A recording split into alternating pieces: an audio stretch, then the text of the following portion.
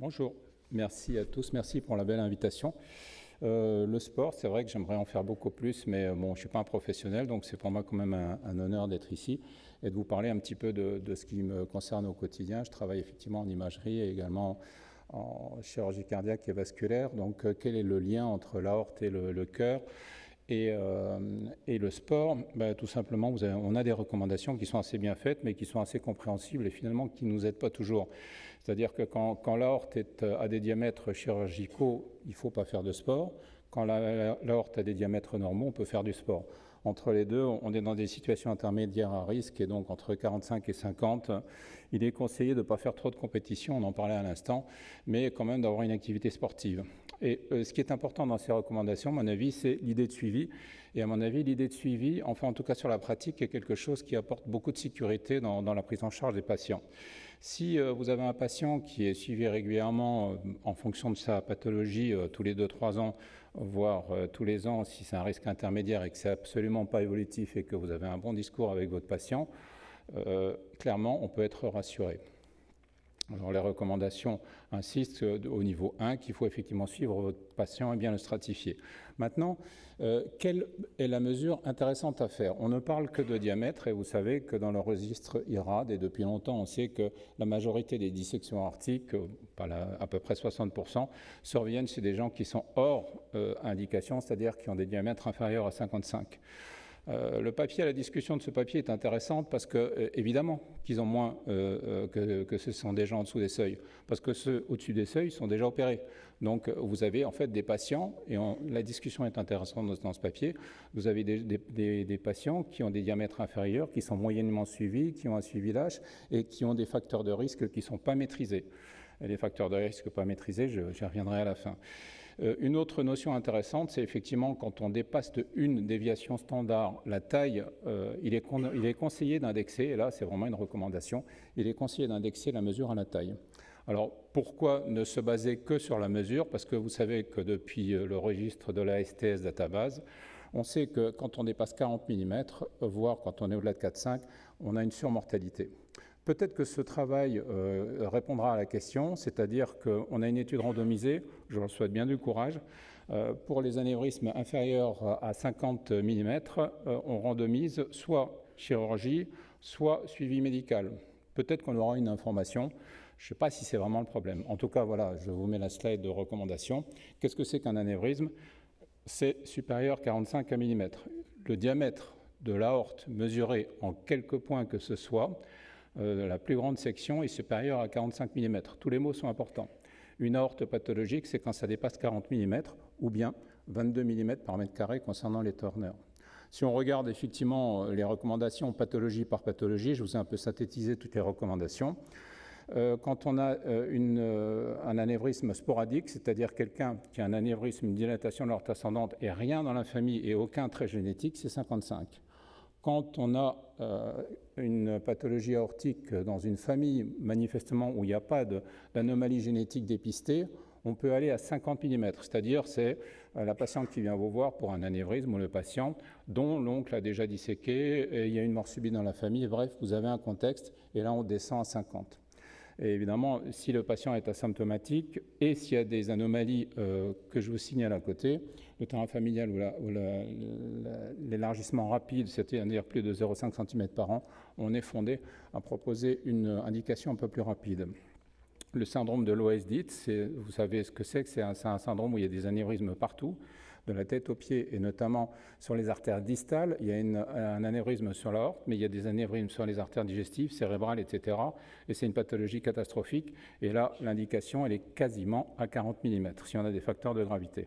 Dans les autres pathologies, on indexe les mesures, c'est-à-dire on va calculer le Z-score, je ne sais pas si vous savez, c'est surtout pour la pédiatrie, c'est-à-dire que quand on dépasse de 2 déviations standards les mesures, on est fondé à proposer une indication chirurgicale, notamment dans le cas d'un Marfan, quand on sort un petit peu des dimensions, parce que souvent ils ont des tailles immenses, les Marfans, mais la recommandation solide, c'est quand même de garder le diamètre, 50 ou 45, le syndrome de Turner, et puis en cas de bicuspidie, si les patients ont des tailles un petit peu qui sortent de l'ordinaire, d'indexer avec une mesure que je connais assez mal, je dois reconnaître, c'est la surface que je connais assez mal, mais à mon avis qui est très pertinente, c'est la surface divisée par la taille. C'est 10 cm² par mètre. J'y reviendrai dans un exemple que je vais vous montrer. Alors, est-ce qu'on ne réfléchit pas sur autre chose? Il y a d'autres réflexions, il y a des études qui sont pertinentes, mais avec des difficultés de mesure beaucoup plus importantes que la simple dimension. C'est le volume de la zone anévrismale. C'est-à-dire qu'on sait qu'effectivement, on peut très bien avoir un diamètre, comme dans ce cas particulier, qui reste à 45 partout, mais le volume global est augmenté. Et la distance ici entre le pied du TABC et la racine de l'aorte augmente. Quand elle dépasse de l'ordre de 9 cm, on a un risque de dissection supérieure. Mais alors, comme on discutait avec les équipes de Bichat, ils nous ont dit que le critère est théoriquement très intéressant, mais pour le valider, la mesure a été validée sur des études, ça fait 60 ans. Alors pour valider un critère comme ça, donc restons sur la mesure prudente des dimensions. Je vous signale rapidement l'IRM. L'IRM est intéressante car elle donne des données dynamiques et on sait maintenant que dans une bicuspidie, on a une contrainte supérieure au niveau de l'aorte en face du rafé. Ça a sûrement un rôle intéressant pour l'avenir. En tout cas, pour l'instant, ça n'a pas de débouché. Alors, quels sont les éléments, les modalités d'analyse? Les modalités d'analyse ne sont pas théoriques, pratiques, c'est-à-dire elles sont en fonction de la situation. Tout le monde fera une écho transthoracique parce que c'est l'examen le plus simple à faire. Mais cet examen a des limites, notamment sur une douleur thoracique. Je vous montrerai une douleur thoracique parce qu'il n'est pas exhaustif. Ne quittez pas une douleur thoracique sans avoir pu être exhaustif sur l'aorte ou passer sur l'image de scanner. Ou alors, si le patient doit aller au bloc opératoire, que vous n'avez pas le temps d'aller au scanner, faites quand même une ETO pour savoir exactement quelle est la zone de rupture ou de souffrance. L'IRM, c'est plutôt un substitut, en tout cas dans notre région, parce qu'il est assez peu disponible sur les enfants où c'est peu irradiant. Et le PET scanner peut avoir des intérêts dans les maladies inflammatoires. Alors, une première notion récente, en quelque sorte, c'est quand vous faites un compte-rendu d'analyse de l'aorte, c'est devenu caduque de décrire segments 1, 2, 3, transverse, ascendant, etc. De plus en plus, les pathologies de l'aorte sont traitées de manière interventionnelle, soit par voie endovasculaire, soit par voie chirurgicale. Et ce qui intéresse les chirurgiens, et c'est la recommandation des chirurgiens, c'est de définir des zones, des landing zones, des zones d'atterrissage. C'est-à-dire c'est dans cette zone-là qu'ils vont accrocher leur endoprothèse. Et si ça atteint ce segment-là, on peut avoir éventuellement une chirurgie en plusieurs temps avec un débranching et ensuite une endoprothèse. Voilà, rapidement, la nouvelle façon de voir les choses. Alors, pour être un peu scolaire, et puis je passerai rapidement là-dessus, soyons exhaustifs sur l'analyse de l'aorte. Il faut avoir tous les segments.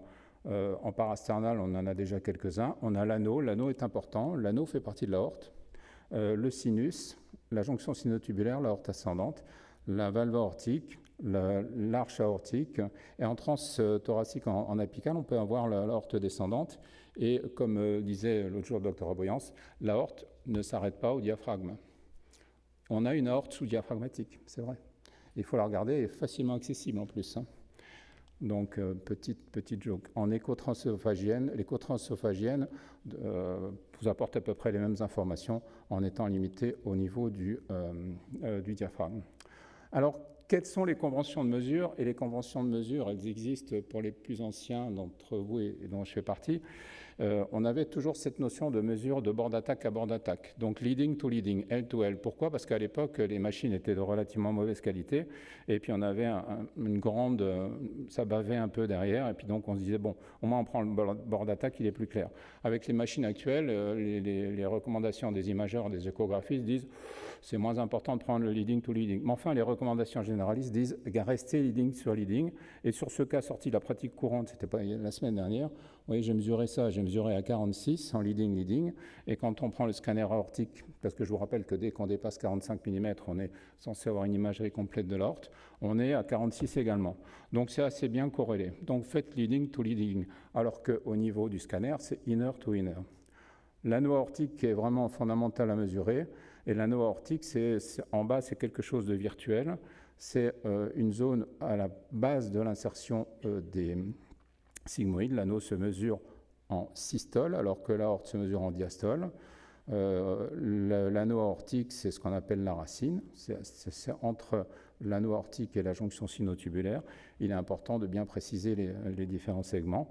Et sur le plan pratique, comment est-ce qu'on mesure?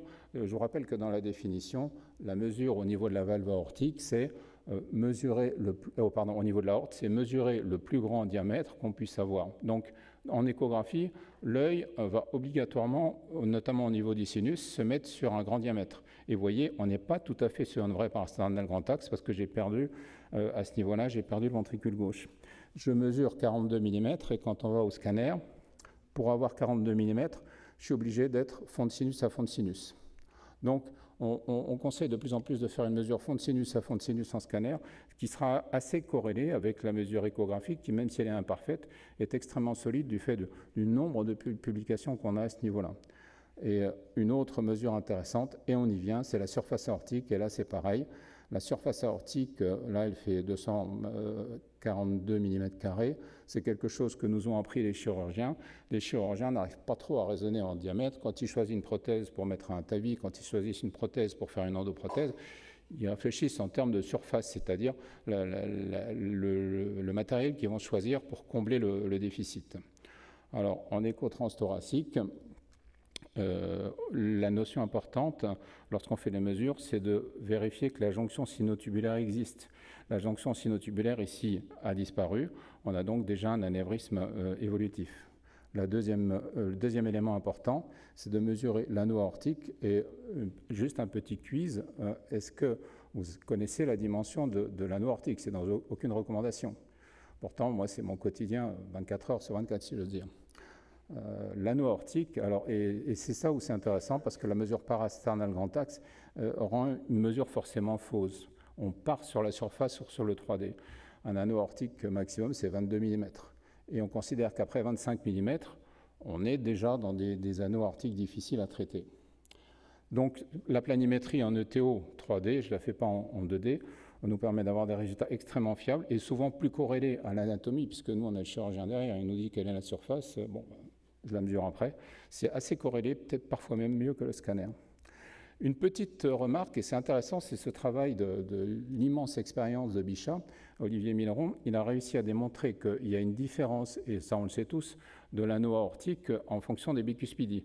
Sauf que dans le cadre de la bicuspidie droite-gauche, la plus fréquente, quand on se met en parasternal grand axe, on arrive à avoir la bonne mesure et la plus grande mesure. Mais si vous avez une bicuspidie, celle un peu moins fréquente, droite non coronaire, vous voyez, quand vous mesurez votre anneau aortique, vous passez de 31 à 46 mm. Donc là, c'est pareil. Il faut être exhaustif lorsqu'on fait en mesure une bicuspidie, et soit vous l'avez, soit vous ne l'avez pas. Si on n'arrive pas à bien voir l'anneau en petit axe, il faut rapidement aller vers le scanner. Le scanner, c'est ça. Le scanner, c'est la double oblique. C'est-à-dire qu'on ne peut pas mesurer le scanner simplement de manière faciale. On se débrouille de telle manière pour être tout à fait perpendiculaire à l'aorte. Donc on prend la double oblique, l'oblique latérale gauche et l'oblique antérieure pour faire une reconstruction multiplanaire. Et la multiplanaire, on place son plan exactement où on veut pour avoir la mesure idéale. Qu'est-ce qu'on mesure? On mesure inner to inner et on mesure également l'anévrisme lorsqu'il est ou l'hématome à l'intérieur de l'anévrisme. On mesure toutes ces dimensions-là. Et on évite de mesurer ça parce que ça, c'est l'hématome périaortique qui est déjà un signe de fissuration et de complication. On a d'autres types de reconstruction. C'est une patiente que j'avais vue là il n'y a pas longtemps. C'est pour, pareil, c'est une valve aortique, une sténose aortique serrée, sans problème. Elle était assez difficile à analyser. Et puis effectivement, sur quelques coupes, j'avais l'impression qu'on avait une aorte à 46. Et en fait, on a fait un scanner et en préopératoire, elle était à 48. Quand je l'ai rapporté à la surface corporelle, on était quasiment à 30 mm par mètre carré parce qu'elle était toute petite. Donc, même sur les sténoses aortiques standards, il faut à un moment donné réussir à voir l'aorte. Je pense que c'est important. Et le chirurgien, quand il a ouvert, il m'a dit que l'aorte était quasiment pellucide. Donc, on était sur un anévrisme déjà très évolué. Et c'est un petit peu le concept que je vous disais tout à l'heure. Vous voyez, on a cette boursouflure qui est assez inquiétante. Et elle est assez inquiétante aussi dans un travail. Quand en 2013, la STS Database s'était intéressée aux patients qui ont rompu leur aorte et qui avaient dans leur suivi eu un scanner dans les 6 mois préalables, voire la veille de la rupture, ils réussissent à démontrer ce phénotype où il y a une déformation de l'aorte. Une déformation de type boursouflure, un peu comme ça, mais on se dit, ben voilà, il faut faire le volume, il faut faire les distances. Mais quand on regarde en analyse multivariée, si on avait fait correctement les bonnes mesures, on aurait été dans les seuils chirurgicaux. Ensuite, dans votre compte-rendu, il faut essayer d'avoir ce type de conclusion. Pareil pour le chirurgien, soit on n'a pas de dilatation, soit c'est une dilatation de la racine, soit c'est l'aorte ascendante. Également, il est important, je vais passer rapidement là-dessus parce que ce n'est pas le sujet, mais ça explique les mécanismes de dilatation de l'aorte, de savoir quel niveau de fuite on a, si c'est une fuite restrictive, une fuite avec un excès de mouvement, ou une fuite avec rétraction. La fuite avec rétraction, c'est quand il n'y a pas assez de tissu valvulaire. C'est quand les valves sont rétractées sur elles-mêmes, elles ont une hauteur géométrique de moins de 16 mm. Là, on ne peut rien en faire, on ne peut pas les plicaturer. Voilà, on va dire c'est un autre sujet. Alors, rentrons dans le vif du sujet. On a donc un patient qui a une fuite aortique importante, très symptomatique, puis il n'y a pas d'angor. Enfin, je pense qu'on est tous d'accord, je ne vais pas vous la quantifier, mais je vous dis, elle est importante. Et lorsqu'on mesure l'aorte, on est rassuré. On a 37 mm et une jonction sinotubulaire à 27. Ce n'est pas mon sujet. Je ne suis pas dans l'aorte. Alors, passons sur la partie gauche de la diapositive. Et donc, D7, D8, c'est en 3D ETO, hein, enfin, peu importe. On a 26 et 28. Je vous ai rappelé que c'était 22. Donc, ce patient a une dilatation de l'anneau aortique et il y a un truc qui nous interpelle. Bon, l'indication chirurgicale, elle est posée. La réponse, on l'aura au bloc opératoire. Donc, on a cette coronaire droite. Vous savez, quand on a une fuite isolée avec un prolapsus isolé d'une cuspide, on pense qu'il y a des perforations. Vous voyez que la valve n'est absolument pas perforée du tout. Par contre, ici, on a une agénésie et une déhiscence complète de l'anneau aortique, et à tel point qu'on était au bord, pareil, de la rupture et de la dissection. Ça a été extrêmement compliqué de réparer ça, parce que là, c'est du myocarde ventriculaire, et là, c'est la valve. Donc, entre les deux, il n'y avait rien du tout. Donc, il a fallu reconstruire tout ça. Donc, pensez à l'anneau. Hein, c'est un des petits messages à côté de cet exposé.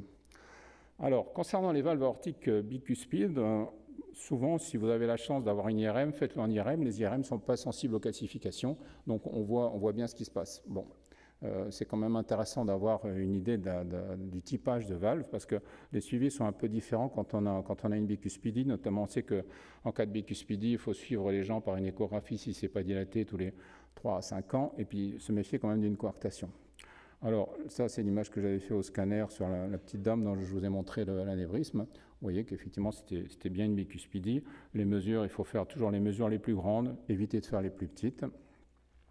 Les différents types de bicuspidie. Deuxième point, c'est que les bicuspidies, on les classe non pas sur leur aspect anatomique, mais sur ce que ça peut apporter au chirurgien. C'est-à-dire, soit c'est des formes simples, à droite ou à gauche, et la seule chose qui nous intéresse dans une bicuspidie, c'est l'angle. L'angle, pourquoi? Parce que la correction chirurgicale va être, l'objet de la correction chirurgicale, c'est de bicuspidiser complètement de manière symétrique la valve. Alors, si la valve est ici déjà bien symétrique et il y a juste un prolapsus d'une cuspide, on resserre la cuspide, on resserre l'anneau, c'est bon. Là, ça va être compliqué. Donc voilà, c'était juste un petit aparté. Également dans le type de classification de l'aorte, mais cette fois-ci toujours chirurgicale, les dissections aortiques et les syndromes aortiques aigus. Sur ce papier des chirurgiens, les chirurgiens gardent cette classification de Stanford A, B, et il y a une classification que vous connaissez peut-être pas ou que moi je connaissais pas trop, c'est la non A, non B. Pourquoi? Parce que le principe, ce qui va intéresser le chirurgien, c'est qu'est-ce qu'il va faire. Et quand c'est une non A, non B, il va s'intéresser à l'arche aortique. Quand c'est une B, il va faire un traitement initialement médical. Quand c'est A, c'est strictement chirurgical. Alors, la dissection aortique de type B, elle a pour les cardiologues qui font des soins intensifs une bonne réputation. Les gens s'en sortent. Quand on regarde le travail de Lille, qui a été publié récemment dans l'European Heart Journal, ils ont un suivi extraordinaire sur 10 ans de tous leurs patients. La dissection aortique de type B, il y a une mortalité catastrophique à partir de la 5e année, qui est quelque chose comme 10%. Donc, on a raté quelque chose, il faut les surveiller et il faut peut-être intervenir de manière beaucoup plus précoce avec les nouvelles procédures interventionnelles. Alors, quelques images rapides sur le syndrome aortique aigu, la dissection aortique. Vous avez tous reconnu le flap, vous avez tous reconnu la fuite aortique importante. Ce patient qui est hospitalisé récemment qu'on a chez nous, c'est effectivement typiquement la dissection non 1, non B. Et auparavant, enfin, en ce qui me concerne, c'était assez rapide. On fait le diagnostic, on l'envoie au bloc, etc. Le concept a changé, c'est-à-dire que maintenant, il faut décrire la porte d'entrée. Il faut essayer de se mettre en 3D, il faut essayer de faire la surface, il faut essayer de savoir la taille de la porte d'entrée et le flux à l'intérieur. Parce que si vous avez, et ce qui est évident et logique, c'est que si vous avez une grosse porte d'entrée, le risque évolutif va être important. Et ça va être important parce que maintenant, on a des procédures interventionnelles qui vont permettre effectivement de fermer la transverse. Qu'est-ce qu'on fait des vaisseaux cérébraux? Je vais essayer de vous expliquer après. La porte de sortie et la porte d'entrée sont intéressantes, mais surtout ce qu'il faut dépister en ETO et au scanner, c'est ce cas là-haut, on ne voit pas très bien, c'est les syndromes de malperfusion des artères digestives. Là, le vrai chenal, il est juste ici, on ne le voit pas très bien, et ça vascularise de manière difficile le tronc cœliaque. Ça fait partie des descriptions. Alors sur le plan pratique, cette patiente, c'était assez récemment. Elle a fait une dissection aortique de type A, elle a été opérée et effectivement, comme elle est suivie régulièrement, elle a progressé sur la dissection descendante et on a une évolutivité qui est de 18 mm par an, c'est quand même très important. Je vous rappelle les critères de gravité d'évolution d'une dissection aortique dans le suivi, c'est l'existence d'un faux chenal, l'aorte qui reste dilatée, il y a un risque de rupture si on est à plus de 60, si ça croît de plus de 5 mm par an, là on est à 18. Et comme je vous disais, effectivement, si on a une large porte d'entrée supérieure à la porte de sortie.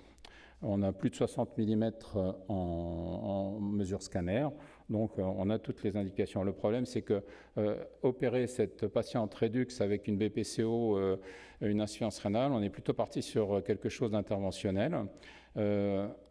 On a fait l'analyse du scanner dans cette optique. Et là, on a défini le segment 0. Le segment 0 qui était la prothèse aortique lors de la première intervention, comme la landing zone, c'est-à-dire la zone où on allait mettre le dispositif. Alors, le dispositif, très rapidement, je vous montre ce qui se passe au bloc opératoire. On fait la fusion en rouge, c'est le scanner. En gris, c'est la scopie. On positionne rapidement lentement tous les éléments. Et une fois, on surimpose sur la scopie et l'ensemble des données du scanner. Et vous voyez qu'on n'est pas tout à fait juste. On redéfinit les bonnes zones de positionnement. Et l'intérêt du scanner, c'est que vous voyez tous les vaisseaux. Vous voyez la coronaire et vous voyez effectivement les troncs supra-aortiques. On les positionne le mieux possible. Et ensuite, on déploie la prothèse, qui est une prothèse faite sur mesure, fenestrée dans les zones. Alors, la difficulté technique à ce moment-là, c'est de déployer très vite pour que ça s'accroche très rapidement sur la landing zone initiale et qu'on n'a pas les trous qui soient pas au bon endroit. Ce serait mauvais pour la perfusion cérébrale. Donc ensuite, on déploie le système sur mesure. Et ensuite, on va cathétériser par abord carotidien directement le trou à l'intérieur de la prothèse. On va déployer des prothèses pour chaque tronc supraortique. Vous voyez, on voit le trou ici, ça paraît simple. Et finalement, c'est assez réglé. Là, c'est le TABC qu'on a réussi à implanter. Là, c'est la carotide gauche. Ensuite, c'est la sous-clavière. Ça, c'est une procédure qui prend 2 heures, donc c'est pas non plus... Et à la fin, voilà le résultat qui est pas mal, avec la prothèse bien en place. Et le patient est traité...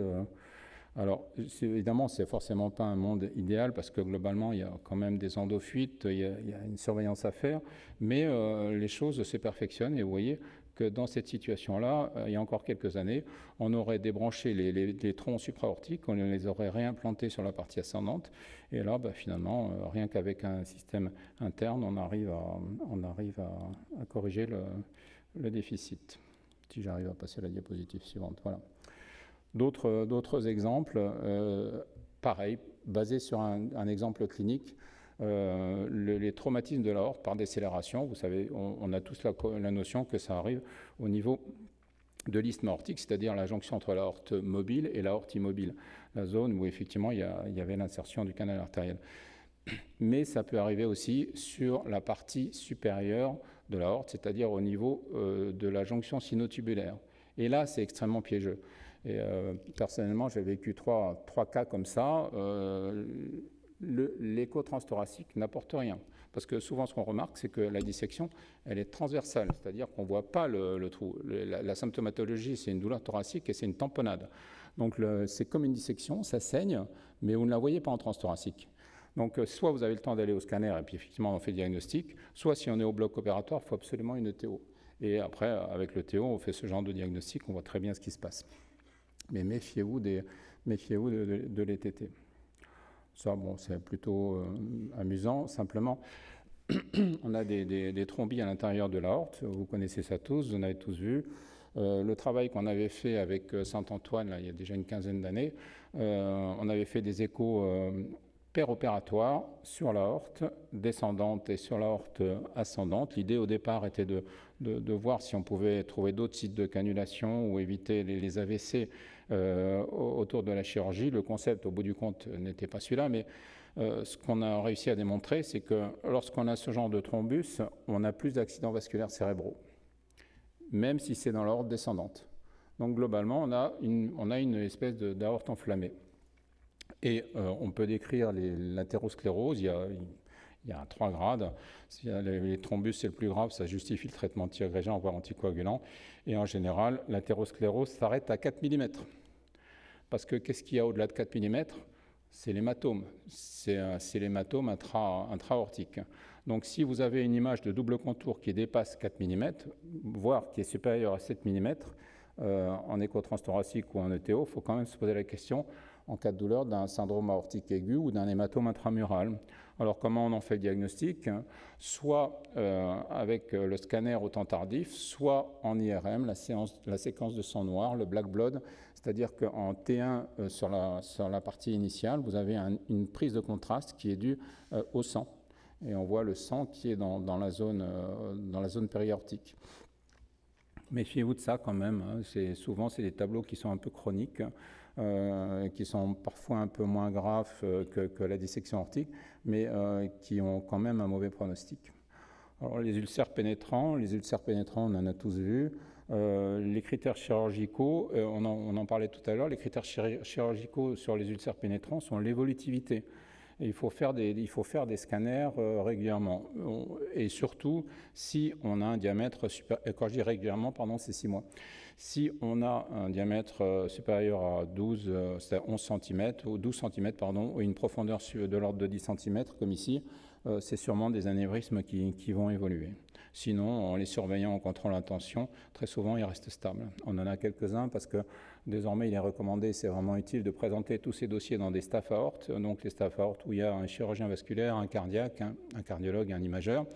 Moi, au début, j'étais un peu impressionné de voir toutes ces images, et puis finalement, ça fait 5 ans, il y en a, ça ne bouge pas du tout, quoi. L'anévrisme peut se rompre, c'est une image un petit peu que j'ai rajoutée. Il faut bien penser aux ruptures d'anévrisme, souvent qui sont contenues, juste pour faire l'image. Et puis voilà. Donc on a la recherche d'inflammation de l'aorte. Le FDG, la scintigraphie, le PET scan est intéressante, mais surtout c'est les pathologies rhumatologiques articulaires. C'est-à-dire que sur une polyarthrite rhumatoïde, sur une syphilis, on a déjà eu ça a fixé. Là, je n'ai pas d'image à vous montrer sur ce cas-là, mais il faut y penser. À partir du moment où vous avez une aorte qui est épaissie et qui aurait pu être un hématome, mais qui n'est pas un hématome, soit on fait une scintigraphie, soit on fait une IRM en séquence T2. En séquence T2, on voit l'inflammation. Alors, j'ai un patient que j'ai admis là dans mon unité. Là, je travaille en réanimation cette semaine. Il a 86 ans, il est en très bon état général. Voilà son scanner. Pour moi, il est normal, hein.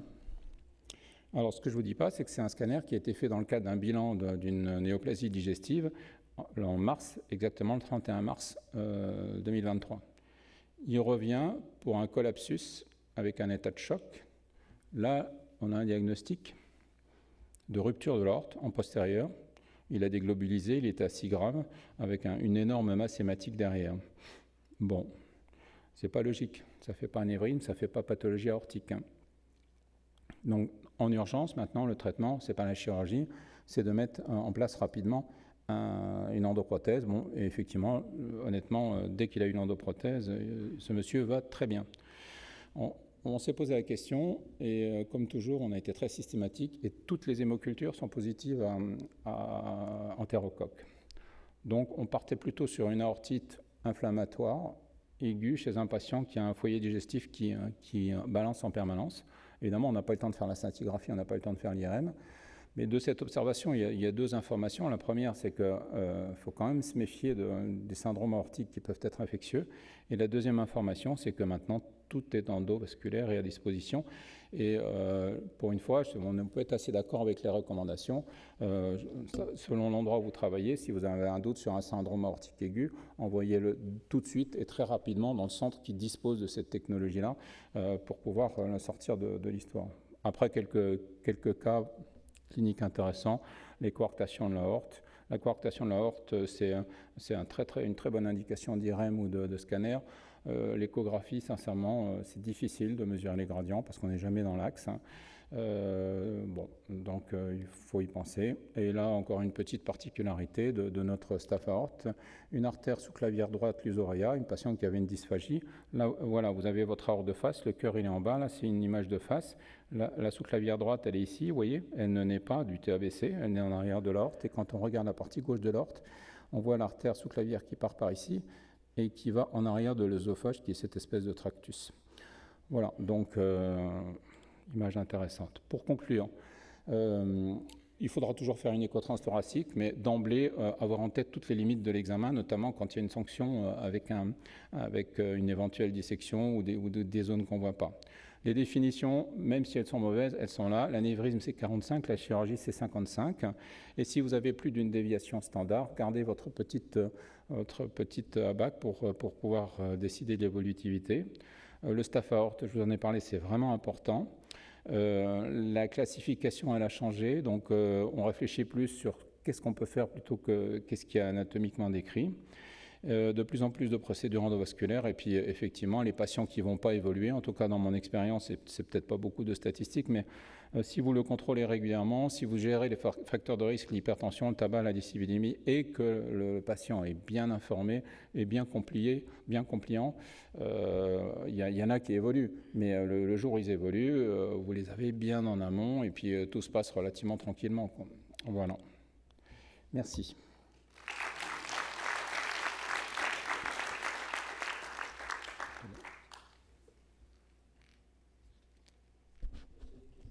Oui, je fais le modèle. Oui, je vous en prie.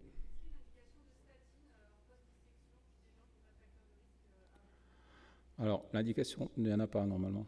Le traitement, c'est le traitement antihypertenseur. C'est vraiment le traitement antihypertenseur. L'intérêt des statines, c'est sur les plaques athéroscléreuses, et les antiagrégants sont même pas forcément indiqués. Mais c'est la prise en charge des facteurs de risque d'une manière générale.